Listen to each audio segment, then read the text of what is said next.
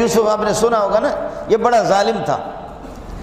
جب یہ گورنر بنا عبد الملک ابن مروان کا، تو اس کو کسی نے کہا کہ وہ حجاج ابن یوسف، وہ بدبخت سب کو قتل کرتے ہو، لیکن کوفہ کے اندر 30-40 بندے کوفے میں 30-40 بندے اس قسم کے ہیں، ان کو چھیڑنا نہیں، اور سوچو ان کے لیے اگر ان کی توجہ ہو گئی اور دل کی گہرائی سے انہوں نے تیرے خلاف بد دعا کی تو تباہ ہو جائے گا۔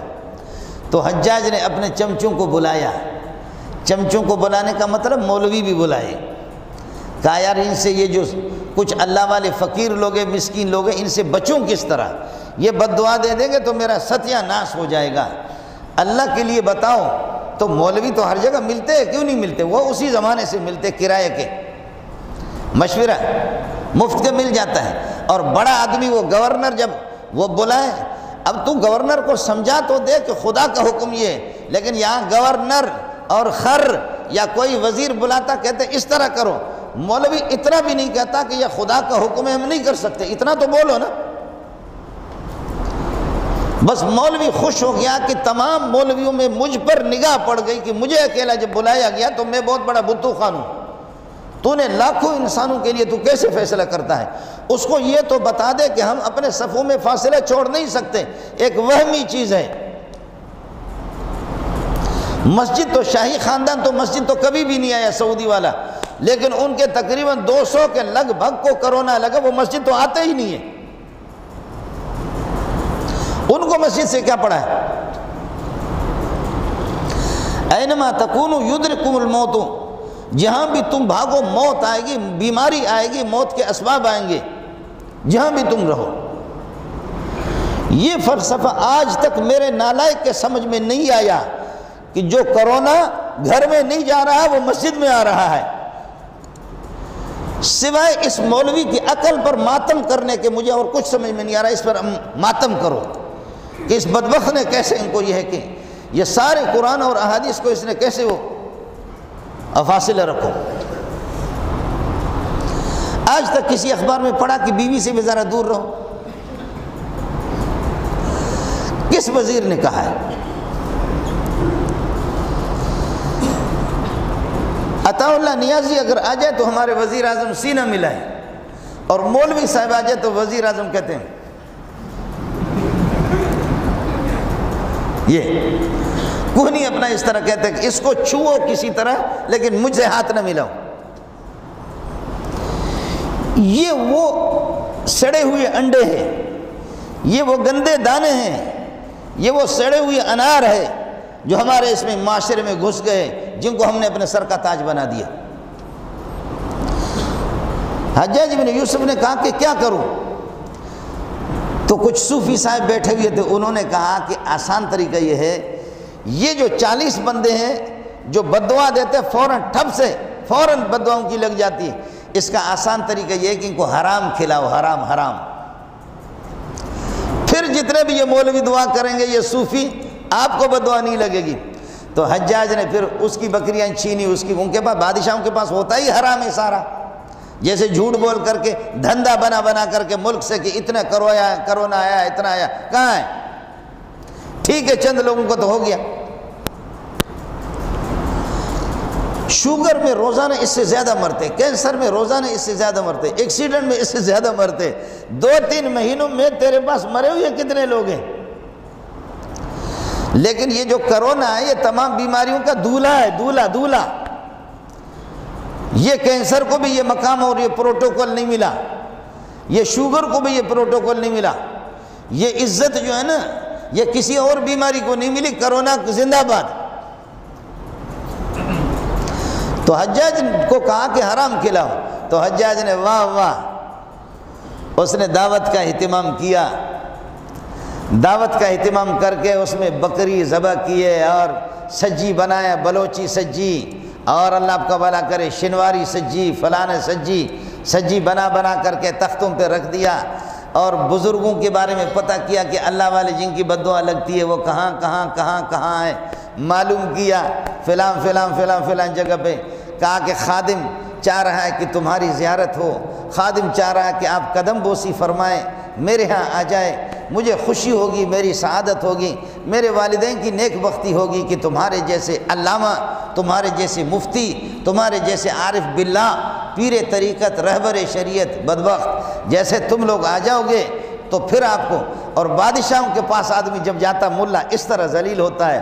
وہ انہوں نے کہا واہ، گورنر عبد الملک ابن مروان کے گورنر ہمیں دعوت کر رہا۔ صوفی صاحب دوڑا دوڑا دوڑا، 40 بندے اس سے زیادہ انہوں نے سجی مجی کھلایا۔ وہ بکریاں اس کی اپنی بھی نہیں تھی، وہ خرید کی بھی نہیں تھی، وہ دوسروں سے چھین چھین کر کے سارا حرام تھا، ان کو کھلایا۔ جب صوفیوں نے، جب مولوی سجی کھائے اور جب صوفی صاحب، تبلیغی صاحب جب سجی کھائے، اس کو اور کیا چاہیے؟ اور اس کو جب گورنر بلائے، وہ بھی حجاج ابن یوسف، تو اس کو اور چاہیے کیا؟ واہ واہ، دبا کر کے گیٹ پہ کھڑا ہو گیا، سب سے ہاتھ ملایا، مصافحہ کیا، اندر بھیجا، تشریف لائیں، تشریف لے جائیں، آپ کی شان کے مطابق دعوت تو نہیں ہوئی ہے، لیکن یہ کہ جو ہم غریبوں سے بن پایا وہ کر لیا، جاؤ۔ سب نے آ کر کے کھا لیا، کھا کر کے اس کے بعد جب واپس گیٹ پہ کھڑا ہو گیا، ہاتھ اس سے ملا رہے، اب واپس جا رہے ہیں۔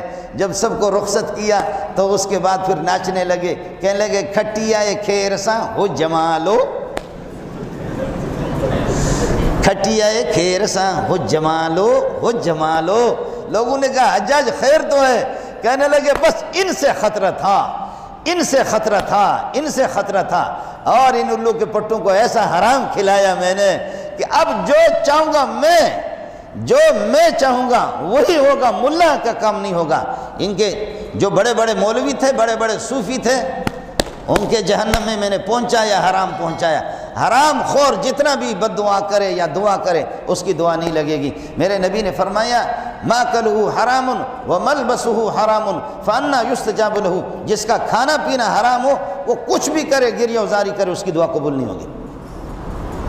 ساتھ ہی اہتمام کرے رمضان میں، کسی کو افطار کرائیں تو حرام مال سے، اور خود افطار کرے، سحری کا کھانا تناول فرمائے، حرام نہیں، حلال، حلال سے اس کا اہتمام کرے، حرام کسی کو یہ ہے کہ نہ کھلائے۔ بس انہوں نے کہا کہ یہ ہو گیا۔ آخر حجاج گاجر مولی کی طرح ان کو ذبح کرتے رہے، لیکن کسی صوفی کے بد دعا نہیں لگی۔ ایک جو دعوت پہ نہیں گیا تھا، سب کو سبحان اللہ، جو ایک دعوت پہ نہیں گیا تھا، ایک دعوت پہ نہیں گیا تھا، پتہ چل گیا کہ یہ ان کی دعوت پہ نہیں آیا، یہ اس کو مانتا بھی نہیں ہے۔ وہ میں آپ کو نام بتاتا ہوں، ہمارے یہاں جب ان کا نام آتا ہے نا، ہم کتابیں پڑھتے ہیں، پڑھاتے ہیں۔ سعید بن جبیر کا جب نام آتا ہے، تابعی تھے، اور تابعی وہ ہوتا ہے کہ جنہوں نے نبی کے شاگردوں سے پڑھا ہو، نبی کے ساتھیوں کو دیکھا ہو، جنہوں نے ابو بکر، عمر، عثمان، 1.25 لاکھ صحابہ کو جس نے دیکھا اس کو تابعی کہتے۔ تابعی تھے حضرت سعید بن جبیر، اور اتنے بڑے عالم تھے۔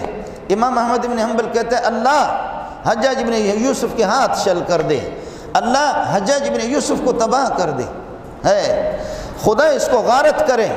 اس ظالم نے، بدبخت نے اس ٹائم پہ سعید بن جبیر ہم سے چھینا، جس موقع پر آسمان کو بھی سعید بن جبیر کی ضرورت تھی، زمین کو بھی ضرورت تھی، ایسے اتنے بڑے عالم کو ہم سے چھینا۔ سعید بن جبیر کو پیغام پہنچا کہ تو بچے گا نہیں، تو ایسے ظالموں کے خلاف بولتا ہے، تو بچے گا نہیں۔ سعید بن جبیر ہنسنے لگے، ہنس کر کے کہنے لگے یا اللہ اس نے پکا ارادہ کر دیا، یہ مجھے چھوڑے گا نہیں، تو ہی جانتا ہے، مجھے کیا معلوم ہے، میں راضی ہوں، بچوں تب بھی راضی ہوں، اور مجھے شہید کرے تب بھی راضی، لیکن میری ایک دعا قبول کر لے اللہ، میری ایک دعا قبول کر لے۔ میں نے بکرے تو نہیں کھایا ہے، میں نے سجی تو نہیں کھائی اس کی، میری ایک دعا قبول کر لے۔ فرمایا کیا؟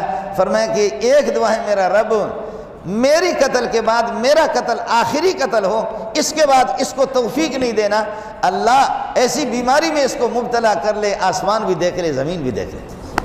ہے سعید بن جبیر کو جب شہید کیا تو گلے میں اس کو کینسر لگا، کیڑا آ گیا، اور پھر یہ کہ کیمیکل میں مرچ میں دھاگا لگا کر کے اندر ڈالتے تھے، اور وہ کتے کی طرح سے اس کی آنکھیں نکلی ہوئی، اس دنیا سے اس قتل کے بعد کوئی قتل نہیں کر سکے۔ یہ حلال خور اور وہ حرام خور۔ ساتھی اس کا اہتمام کریں، ساتھی اس کا اہتمام کریں، کوشش کر لے، قرضہ بھی لے کسی سے، بعد میں یہ ہے کہ آپ اپنی حلال آمدنی سے اس کے قرض رمضان کے بعد اللہ آپ کو توفیق دے دیں، لیکن آپ کے افطار کے اندر، آپ کے سحری کے اندر، آپ کی دعاؤں کے اندر، آپ کے کپڑوں میں بھی یہ چیز نہ ہو، آپ کے کپڑوں میں بھی حرام کی ملاوٹ بھی نہ ہو، میں آپ سے کہہ رہا ہوں میں خود محتاج ہوں، آپ سے کہہ رہا ہوں میرے لیے بھی دعا کریں۔ ہم لوگ مولوی لوگ ہماری تقریریں ہوتی ہیں، محتاج ہم ہیں۔ اللہ تعالیٰ قیامت کے دن ظاہر ہے کہ اس مجلس کے اندر بھری مجلس میں سارے بیکار تو نہیں، اچھے لوگ بھی ہیں۔ اللہ قیامت کے دن ہم سب کو محمد کے ساتھ اٹھائے صلی اللہ علیہ وسلم، انبیاء کی رفاقت نصیب فرمائے، آخرت کی رسوائی سے ہمیں بچائیں، رمضان المبارک کے انوار اور برکات سے مجھے اور آپ کو استفادے کی توفیق عطا فرمائے۔ رمضان کا جو تقدس ہے اور جو اس کی عظمتوں کا تقاضا ہے، اللہ پاک ان عظمتوں کے یہ ہے کہ ان تقاضوں کے مطابق اللہ تعالی مجھے اور آپ کو عمل کرنے کی توفیق عطا فرمائے۔ وآخر دعوانا